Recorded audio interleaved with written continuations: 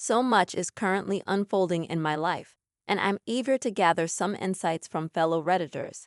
I'm a 31-year-old woman with a rather peculiar relationship with my sister Becky, who is 28, not her real name, of course.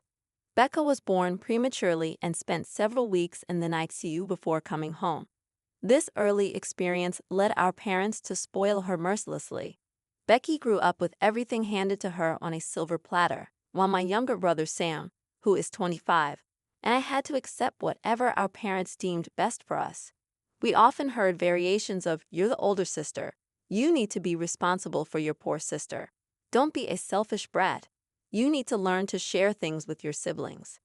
Becky consistently received whatever she desired almost instantly, whether it was her birthday parties or when we had to step aside at our own birthday celebrations so she could blow out the candles on our cakes. This is just the tip of the iceberg. I could write a whole novel about the favoritism we experience at the hands of our parents. Strangely, I had accepted this treatment as normal and believed that Becky deserved all the nice things. However, everything changed when I was 20 and caught her in the act with my then-boyfriend on my bed. There was a lot of screaming and yelling from both sides, and I couldn't believe my baby sister had betrayed me in this manner. In the midst of the argument, Becky claimed to have a panic attack, which led my parents to swoop in and take her side, chastising me for not being mature and understanding about my poor sister's delicate state. It was at that moment that I realized my parents would always prioritize Becky above everything else. The following week, I moved out and stayed with my childhood friend, now fiancé, David, who is also 31. I tried to reach out to my parents for reconciliation after moving out, but it resulted in a heated argument. They refused to see my perspective and even denied that Becky had faked her attack. I thought this betrayal was the worst, but I was soon proven wrong. Becky started visiting my part-time job as a cashier, flaunting her relationship with my ex and deliberately making out with him in front of me. She paid no attention to the stink eyes and icy glares directed at them.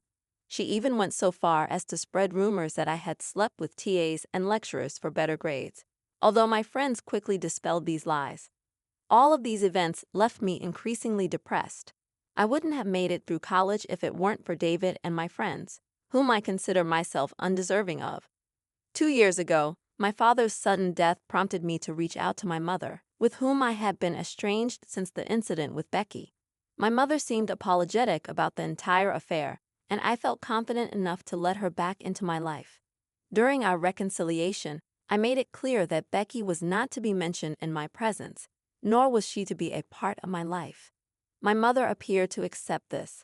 For the past year, I've been diligently planning my wedding, set to take place next month. However, last week, my mother invited me to her home under the guise of discussing wedding arrangements. When I arrived, I was greeted not only by my mother, but also by my aunts. The conversation about wedding arrangements initially started on a positive note, but took an unexpected turn towards my sister's attendance at the wedding. Needless to say, I firmly refused to invite her. Right on cue, my mother's tears began to flow, pleading with me in desperation. I felt frustrated by her attempt to corner me, especially with the support of my aunts. I walked away from the chaotic scene, my mother chasing after me, shouting something about family values. Feeling exasperated, I discussed the entire situation with David, my brother, my in-laws, and my best friend. Going over all the details only reinforced the fact that my mother would always prioritize Becky, disregarding my emotions and feelings. Finally, yesterday, I decided to make one last call to my mother to inform her that her invitation had been revoked. Shortly after the call, my phone started ringing incessantly. Relatives called to label me as ungrateful and childish, questioning my actions. To those who inquired about my relationship with my brother, he had remained in touch with me throughout and distanced himself from our parents once he turned 18, the fallout with my sister being the last straw. Now, onto the actual update. As many of you speculated, my mother had twisted the story to her advantage, painting it as a fight over a guy that led to me storming out of the house. These lies crumbled when one of my aunts called my brother, criticizing him for supporting me. He set the record straight by narrating the entire ordeal, leaving a pin-drop silence on the other end. Moreover, He shared screenshots of some message exchanges between him and Becky during their fallout, clarifying the situation. My mother faced severe backlash from multiple family members for her deceit, and most of them are now on my side. Despite this, she still has a few supporters, but they have been blocked from communicating with my brother and me. What should have been a joyous time in my life has turned into a chaotic spectacle. I can only hope that this will be the final update. Interestingly, today took an unexpected turn when I spotted my mother's car near my home. As I approached, my best friend decided to talk to her and convince her to stay away from me. As I sat hidden in my car, away from my mother's sight, my best friend approached her. It felt like an eternity, but after about 45 minutes, she messaged me that it was safe to come inside. Once settled in the house, my friend recounted her conversation with my mother. It appeared that my sister had faced some difficult situations in college due to her arrogant demeanor. The most significant of these was my ex cheating on her with another girl, leaving her heartbroken and with an STD. The news of her contracting the STD quickly spread among her friends and acquaintances, leading to resentment and hostility from many. Feeling alienated, Becky transferred to a new college far from home. She sought counseling there, which wasn't an option before, given my parents' resistance to the idea. According to my mother, Becky had cut off contact with her after our father's death. She seemed remorseful for her past actions. When the topic of my marriage arose, my mother devised a plan to invite her to force a reconciliation. However, my refusal to invite her thwarted these plans, preventing her favorite child from reuniting with her. My friend made it clear that the decision of who to invite was entirely mine and firmly warned my mother that any attempt to approach me would result in exposure on social media for the world to witness. I find myself torn about the entire situation. While I am certain that I don't want either of them at my wedding, I can't help but feel some sympathy for my sister, considering the challenges she faced. Yet, these emotions are overshadowed by the memories of her deliberate attempts to hurt me. I once adored her as my sweet little sister, hoping she would change. However, the day I learned about the rumors she spread, I was utterly crushed and inconsolable. It was David who encouraged me to seek counseling and later therapy. Without his and my friends' unwavering support, I might have been an emotional wreck. I sincerely hope that Becky can work on her issues with her therapist and undergo a transformation, becoming a better person in the process, perhaps in the future. I am open to the possibility of reconciling with my sister, but at this moment, I am far from ready to meet her. As many of you suggested, we had a meeting scheduled with the vendors and the wedding planner. We've taken steps to ensure security during the wedding and the reception. You've made the right decision by not giving in to your mother's demands. She clearly attempted to manipulate the situation in her favor, putting you in a difficult spot in front of your aunts. It might be helpful to check out the subreddit r/raised narcissists. To address another issue, I really enjoy wearing scarves in my hair. However, my boyfriend isn't the type to give gifts. It was surprising when he unexpectedly showed up at my place with a scarf. Although it had some stains, it was beautiful. I washed it, and it quickly became my favorite. A few days later, when I went to his parents' place to discuss our wedding, his sister became fixated on the scarf. Suddenly, she approached me and tried to pull it off, accusing me of stealing it from her. I was shocked and confused, explaining that my boyfriend had given it to me, but she wouldn't listen, calling me a liar and even mentioning old nail polish stains on it that she had dropped. I took off the scarf, threw it at her, and left before my boyfriend joined us. When he later asked where I was, I told him I had gone home. When he returned, we had a major argument. In the original post, I didn't provide some necessary information. He confessed that the scarf had belonged to his mom, who had given it to his sister years ago. She hadn't even worn it, and he found it in the storeroom, thinking of giving it to me instead of it going to waste. Now, I think it's important for your boyfriend to understand that if he wants to give you a gift, he should buy it rather than taking something without permission. Technically, you unknowingly received stolen property due to his actions. While the scarf might not hold significant monetary value, the situation left you feeling utterly humiliated. This happened to me, but with a necklace. X gave me a lovely necklace, and I wore it. Some friends saw it and said it looked like the one she had, We checked, and it turned out to be hers. The catch on the chain was slightly loose, just as she described. After examining it further, there was no doubt it was her necklace. The person who had given it to me had borrowed it from her a week prior, and he had then given it to me. We were both incredibly angry.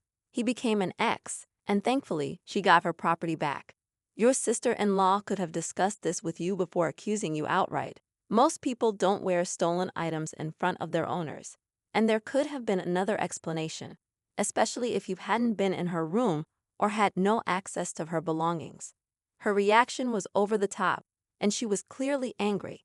However, your soon-to-be ex-boyfriend put you both in a terrible situation. He stole from her, gave it to you, and let you walk around wearing the scarf without ever mentioning where he got it. That's messed up. He's either oblivious to how bad it looks, or he's calculating. You should seriously reconsider being with someone like that. You deserve better than a stolen, stained scarf. I'm a 16-year-old male with an older sister who is 20. She moved out for university 2 years ago, and our relationship was fine until about a month ago when she suddenly went no contact with us. Some background information is important here. Her relationship with our parents has always been messy, with frequent arguments and drama. She saw me as someone she could trust and shared things about our parents with me. Our parents insisted on the importance of education and made it clear that dropping out or getting low marks was a shame on them. They would frequently argue with each other and involve me in their arguments, not hesitating to bring up each other's past. They argued about everything from cheating to paying for her tuition and rent, among other things. Returning to the main topic, her 20th birthday was approaching, and we wanted to pay her a surprise visit. The problem was that we didn't know her address. She had moved to a new apartment, which sparked a major argument between my mom and dad. My mom blamed my dad for not taking her and dropping her off when she moved. This argument initiated everything. In summary, we tried to contact her through calls and emails, but my dad ended up going to the police to investigate, which led to finding out that she had dropped out and was in hiding. She had told me more about it, as she trusted me more than our parents. This is where I might have made a mistake. Later, while my parents and I were in the living room, they began arguing, and one of the main points was the fact that my sister had left us without notice. They were discussing possible reasons for her actions at this point. I was absolutely furious with my parents for their delusional behavior, so I blurted out something along the lines of, "Yeah, you guys scared her. You pressured her and created damn scenarios in her head. No wonder she doesn't like you. Who's your next target, me?" The next thing I knew, I was in a heated argument with my parents. They kept telling me to mind my own business and not interfere in other people's lives. It was like my sister's situation all over again. I couldn't take it anymore, so I told them to go to hell, stormed up to my room, and adopted the classic rebellious teenage demeanor. My 39-year-old uncle found out about the situation, and I explained everything to him. He supported me, further infuriating my parents. They accused me of ruining them, as if they couldn't care less, and refused to reflect on their own actions that led to this mess. Am I the one at fault here? Here's some unsolicited advice that might help, although it may not directly apply to your situation. I grew up in a similar environment. My parents would drunkenly tear each other apart almost every night. Sometimes I'd intervene to stop them. Other times I'd shout from the stairs, but nothing worked. At 18, before leaving for university, I confronted my dad and asked how long he thought they'd last. He didn't have an answer. What I didn't realize then was the deep psychological damage witnessing this had caused me. Faced with intimacy, I'd shut down entirely. Looking back, it was a flight or fight response. While I matured emotionally in some ways, my growth was stunted, especially in relationships. I never received therapy, and I regret not considering it. I managed to work through it on my own, but therapy would have been incredibly helpful. If possible, talking to someone about your experiences could be beneficial. Good luck. Well, look at the consequences of their actions. I'm sorry, OP, I'm not sure of a solution. Technically, you're stuck with them for a bit longer, depending on your situation. Perhaps you can consider living with your uncle if that's an option. I don't have specific advice for your situation, but I don't blame you for speaking your mind and telling them the truth.